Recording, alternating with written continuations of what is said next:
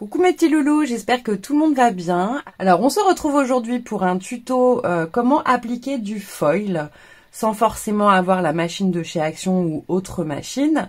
Donc en fait je suis tombée sur une youtubeuse qui s'appelle Laetitia, je vous mettrai de toute façon en barre d'infos le lien de sa chaîne, et je suis tombée sur sa vidéo où elle faisait justement différentes façons d'appliquer du foil.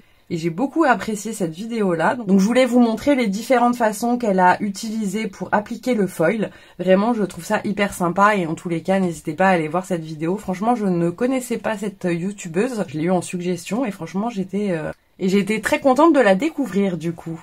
Alors, on va commencer par une première façon d'appliquer du foil. Alors là, j'ai fait un petit fond rapide avec la Distress Oxide Rusty Hinge. Voilà, donc j'ai fait un petit fond comme ça pour faire un petit marque-page. Et donc on va utiliser du foil doré, parce que je trouvais que ça allait bien avec. Donc vous pouvez bien sûr utiliser vos chutes, parce que parfois quand on l'utilise, ou même vous voyez là il est un peu abîmé, donc ça suffit largement, parce qu'on va vraiment faire des petites touches de foil sur notre marque-page. Donc vraiment voilà, n'hésitez pas à garder vos chutes, ça sera du coup plus intéressant. Et ça vous évitera de les jeter. Voilà, une première façon, franchement, j'aurais jamais deviné qu'on pouvait faire ça. On prend donc un morceau de foil et nous prenons de la poudre à embosser. Alors là, je vais prendre de la transparente parce que j'en ai beaucoup, mais vous pouvez prendre n'importe quelle couleur de poudre à embosser. Donc celle de chez Action fera très bien l'affaire, hein. C'est juste que moi, comme je vous ai dit, je ne l'ai pas acheté parce que j'avais déjà les kits, donc ça ne me servait à rien. Mais vous pouvez utiliser bien évidemment celle de chez Action. Voilà, donc on prend un peu de poudre à embosser et on en met là où on voudrait qu'il y ait du foil. Voilà. Donc là, vous voyez, il y en a un peu trop. Donc là, c'est de la transparente, vous n'allez pas vraiment voir. Mais je mets un peu de poudre. Voilà, j'en ai mis un petit peu partout.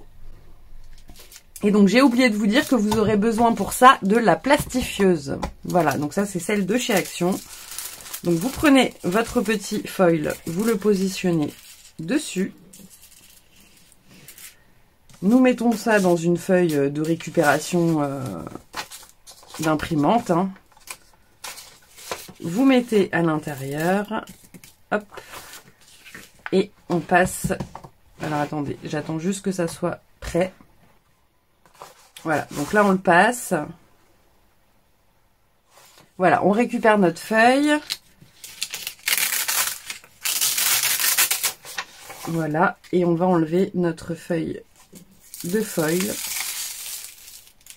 Voilà, vous voyez. Donc là, elle est encore utilisable, hein, parce que du coup, vous voyez, tout n'est pas utilisé. Donc pour faire des petites choses, c'est utilisable. Et voilà.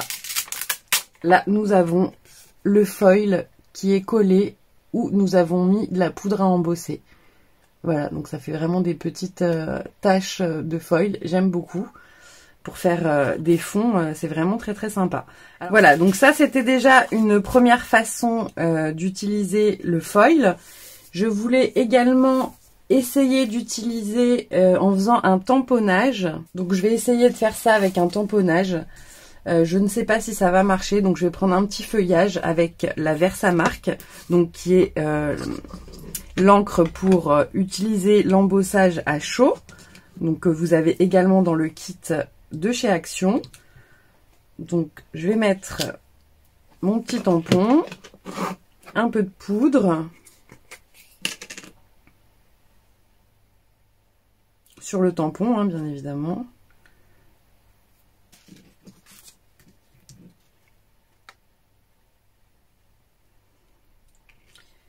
Voilà, donc là, vous n'allez pas voir également parce que c'est du transparent. Ah si, là, vous voyez. Vous voyez, j'en ai mis vraiment sur le tamponnage et j'en ai laissé un peu se balader sur la carte. Donc ça a un peu marché, vous voyez. Pas des masses, mais ça fonctionne quand même. Donc c'est pas mal. Ça peut le faire. Si on veut faire un tampon pas très net, ça peut être sympa. Voilà. Donc on peut faire ça. Au niveau de l'embossage, ça c'est la première méthode d'utiliser le foil avec la plastifieuse. Et maintenant, on va essayer une autre technique qu'elle nous propose. sans plastifieuse pour le coup, mais du foil complètement à froid. Donc en utilisant du scotch double face. Donc moi c'est rare que j'utilise du scotch double face. Je préfère vraiment la colle. Mais j'ai celui-ci que j'avais acheté dans les salons. Donc on va l'utiliser. Et on va essayer. Alors je vais le prendre sur la longueur. Ça me plaît mieux. Voilà. Donc on va faire des petites bandes avec le scotch double face. Donc après, vous le faites de la grandeur que vous voulez. Sur sa vidéo, elle propose de mettre différentes épaisseurs. Voilà, donc moi là, je vais faire des petites bandes aléatoires. C'est juste pour vous montrer. Voilà, donc on colle bien. Là, je vais enlever le surplus. Voilà, donc là, je vais faire que 3 petites bandes. Hein, ça me suffit. On enlève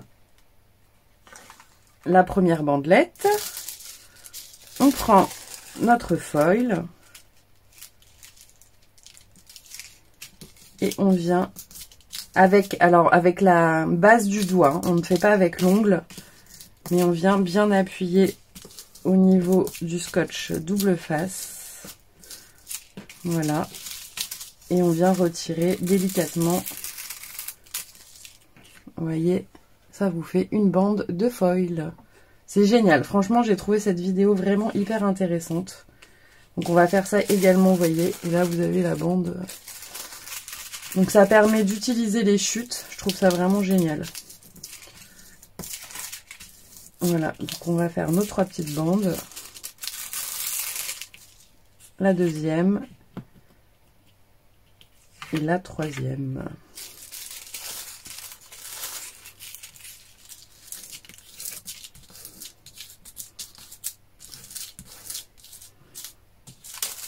Et voilà, franchement, c'est génial. Et là, vous avez vos 3 petites bandes, donc vous pouvez faire ça pour tout. Hein. Et là, vraiment pas besoin de matériel. Hein. Vous avez besoin juste de scotch double face, un morceau de foil et basta. Franchement, je trouve ça vraiment top comme idée. Vraiment top, top. Bon, on va quand même se faire un petit marque-page, histoire de créer quelque chose avec. Donc, mes marque-pages, je vous ai déjà dit, j'aime bien les doubler au niveau de l'épaisseur. Pour la rigidité, puisqu'un marque-page, on l'enlève, on le ressort, on le remet. Donc, bon, il faut quand même qu'il soit solide. Voilà. Et je voulais qu'on utilise pour ça les stickers. Voilà, de chez Action. Donc celui-ci, c'était les thèmes de la savane. Je les trouve vraiment très très jolis. Donc j'avais bien envie qu'on fasse un petit marque-page comme ça sur la savane. Ça nous permet également d'utiliser ces fameux stickers que nous n'utilisons jamais. Alors, qu'allons-nous faire ? Est-ce que ça passe? Ça peut passer. Alors déjà, j'avais bien envie de mettre une petite bandelette là.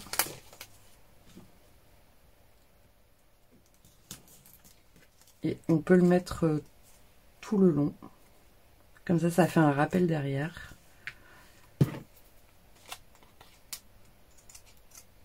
Hop. Bien sûr, on garde la chute hein, pour une autre création. Voilà. Et j'avais bien comme envie qu'on utilise ce fond là de savane.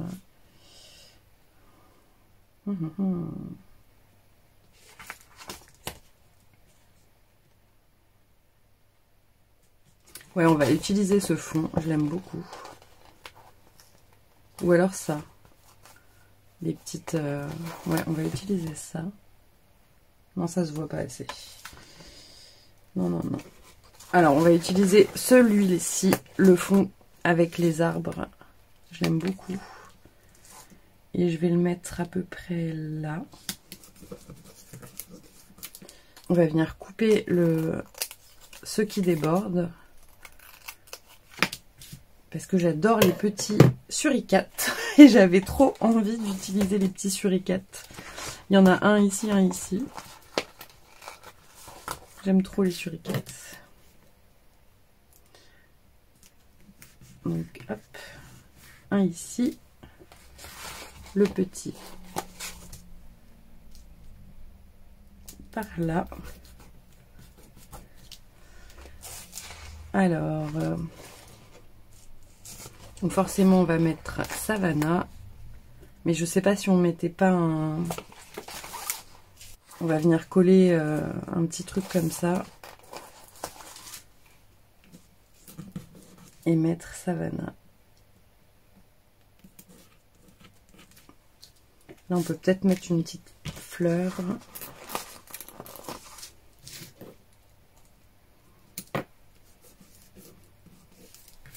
Et voilà, notre petit marque-page. Franchement, j'aime trop cet effet un peu foil. Je sais pas si vous allez bien vous en rendre compte, là, vous voyez. Ça brille. Ouais, franchement, je suis hyper ravie d'avoir découvert ces techniques-là. Je voulais juste qu'on teste une dernière façon d'utiliser le foil. Alors vous savez qu'en ce moment je suis à fond sur le rhodoïde. Donc je voulais qu'on teste ça là-dessus. Celui-ci, il y a déjà de l'embossage dessus, mais c'est pas bien grave. On va quand même l'utiliser. Et on va faire une petite bandelette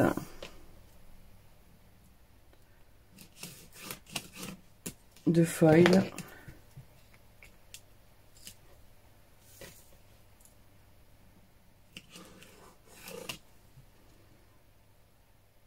Hop. Voilà, on étale bien. Je voulais voir si ça marchait sur différentes, mais normalement il n'y a pas de raison. Hein.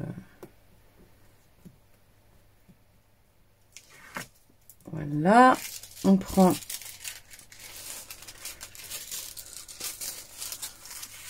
les morceaux qui nous restent. Bon, là il manque un bout au bout, c'est pas bien grave. Hop.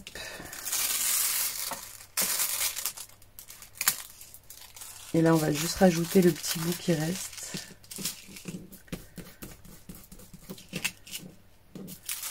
Voilà, réparé. Ouais, c'est génial parce que du coup, vous voyez, si ça n'a pas pris partout, vous pouvez rajouter. Vous voyez ce que ça donne? Non, franchement, c'est génial. J'aime beaucoup cette technique. En plus, ça colle pas derrière, ça tient bien. Je pense par contre qu'il faut utiliser quand même du double face, pas celui de chez Action, quoi.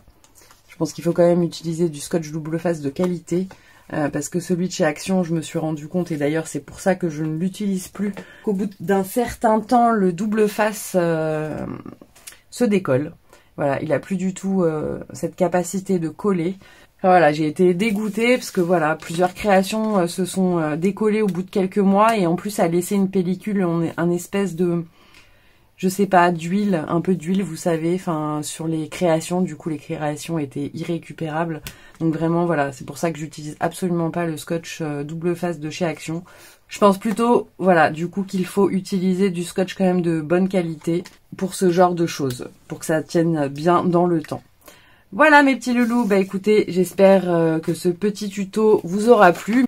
Même si cette fois ça ne vient pas de moi, mais franchement j'ai trouvé cette technique tellement sympa qu'il fallait que je la partage avec vous au cas où vous ne connaissiez pas ces astuces. Voilà mes petits loulous, bah écoutez, j'espère que cela vous aura plu et on se retrouve très vite pour une nouvelle vidéo. Bisous bisous.